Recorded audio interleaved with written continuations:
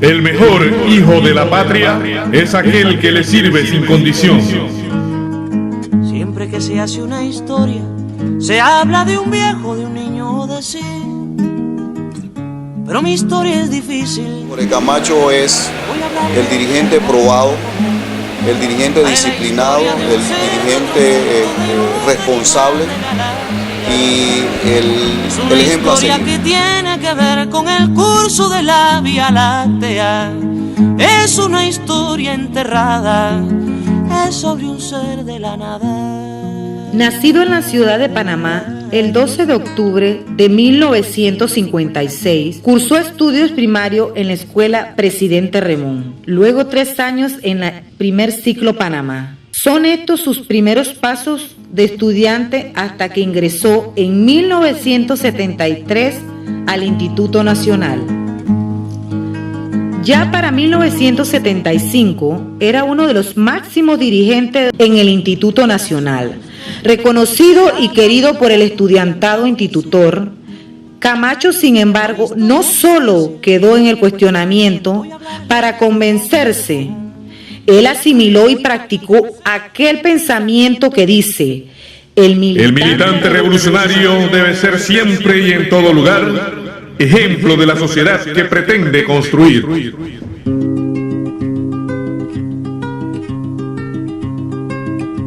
Estamos en plena dictadura militar y lo que ahora en ese momento era el movimiento estudiantil independiente se había iniciado fundamentalmente en el Instituto Nacional con la organización del Frente Estudiantil Revolucionario. Se había diseñado una estrategia de crear un movimiento estudiantil independiente lo suficientemente fuerte en la Universidad de Panamá que permitiera contrarrestar las acciones del Frente de la Federación de Estudiantes de Panamá, que había quedado, digamos, que como un organismo estudiantil títere de los militares.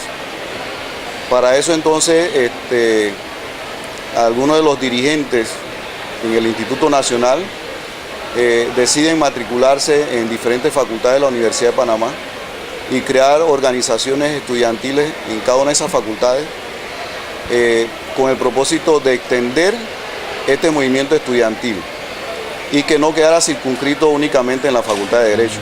De su militancia universitaria podemos decir que pese a que fue corta, se hizo sentir su estadía en la Escuela de Psicología. Lo llevó rápidamente a despuntar como dirigente de esa escuela. Supo ganarse el cariño, el aprecio y el respeto de sus demás compañeros. Posteriormente, ingresó a la Escuela de Filosofía e Historia, al igual que Floyd Britton, donde también rápidamente se convirtió en dirigente natural del estudiantado de esa escuela. Participó militantemente en la lucha por defender al estudiantado. Supo la historia de un golpe. Bueno, mira, a mí me tocó personalmente conocerlo desde que era dirigente estudiantil en el Instituto Nacional del FER 29.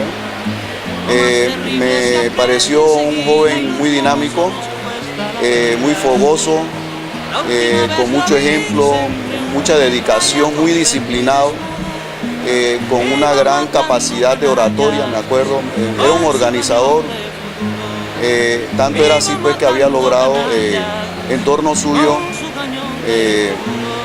nuclear todo el movimiento estudiantil en el instituto y era muy conocido también en otros colegios secundarios.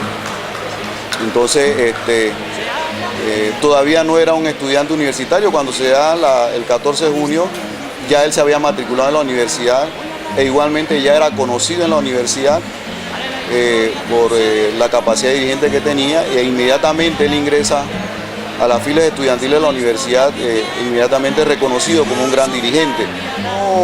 Yo veía en la figura de él, y así lo reflejaba, una entrega y una identificación con sus ideales.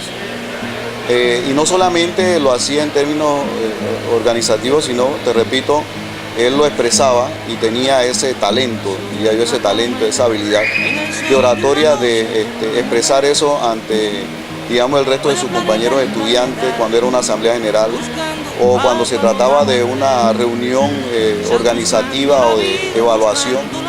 Él siempre demostraba esa capacidad de análisis y esa capacidad de poder transmitir sus ideales.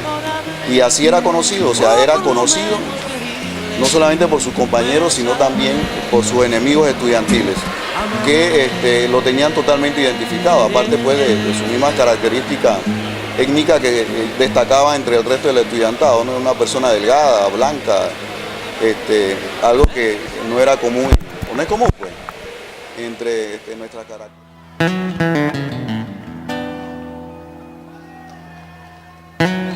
Fíjate, esa noche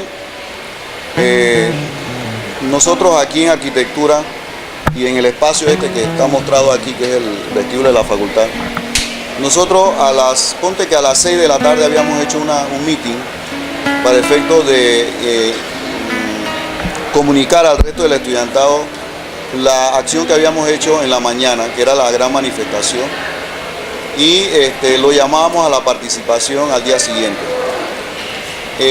Y bueno, cuando estábamos en eso habíamos descansado como unos 10 minutos, ponte que eran casi las 6 de la tarde, ingresa un grupo de como de unos 100 estudiantes aquí a los pies de la facultad, agitando, gritando consignas, y algunos estudiantes de la facultad que estaban en los balcones, bajan de los balcones y nos avisan lo que estaba sucediendo. Nosotros vamos al vestíbulo y entramos en una confrontación verbal con ellos, en reclamo precisamente de por qué ellos entraban así a interrumpir las clases, no siendo ni siquiera un grupo aquí de la facultad.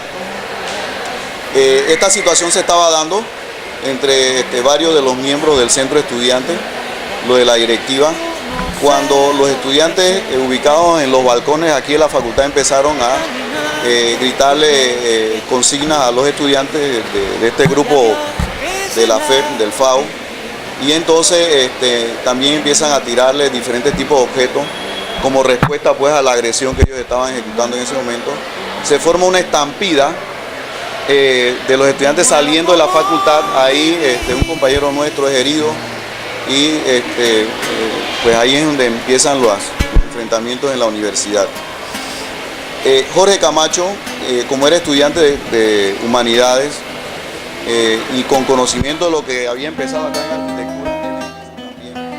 o empiezan a agredirlo prácticamente allá en humanidad y él a defenderse, y en esa situación él es entonces herido aquí cerca de la caja de ahorro de la universidad, y lo hizo y fue, digamos que vilmente asesinado, como él había sido en toda su militancia y en toda su vida de dirigente estudiantil. Él murió luchando.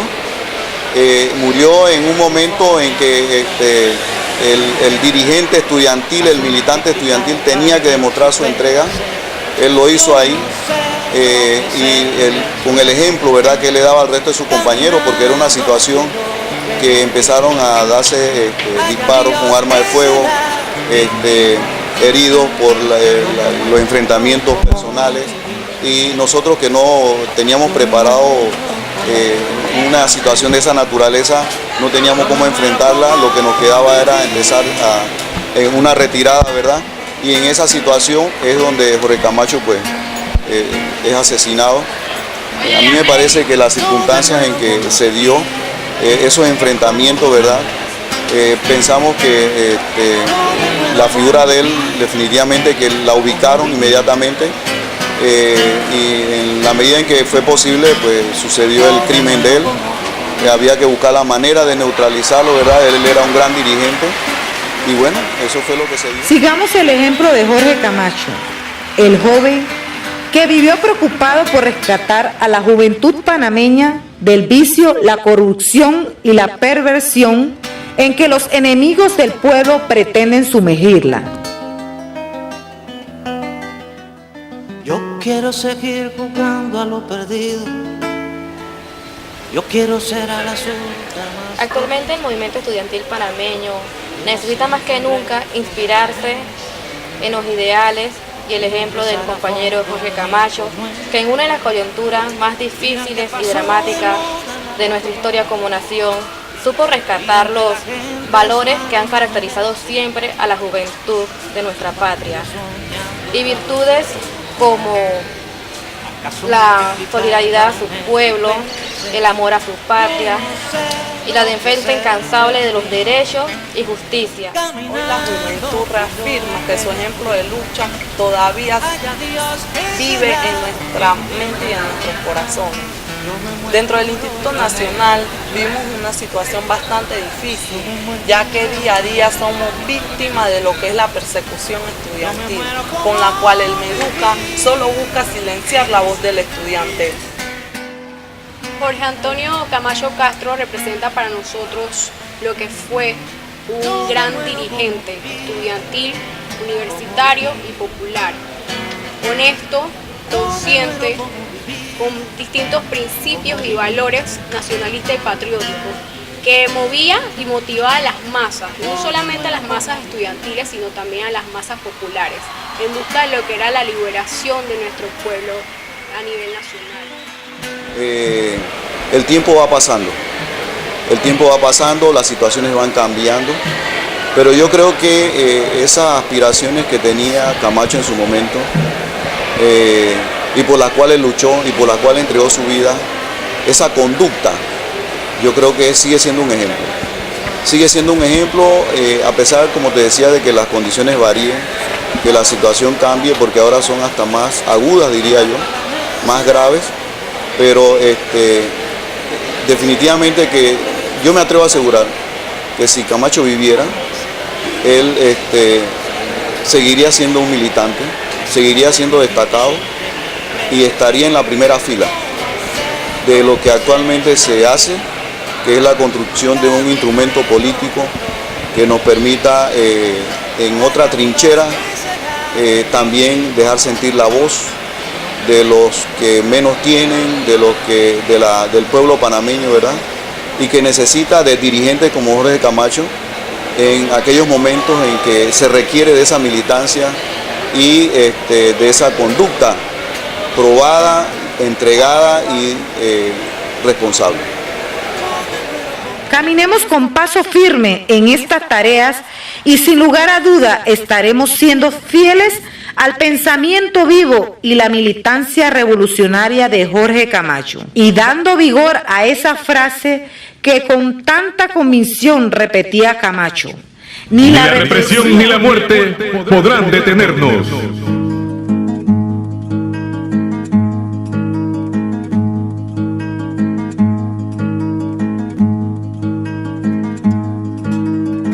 Supo la historia de un golpe, sintió en su cabeza cristales molidos y comprendió que la guerra era la paz del futuro.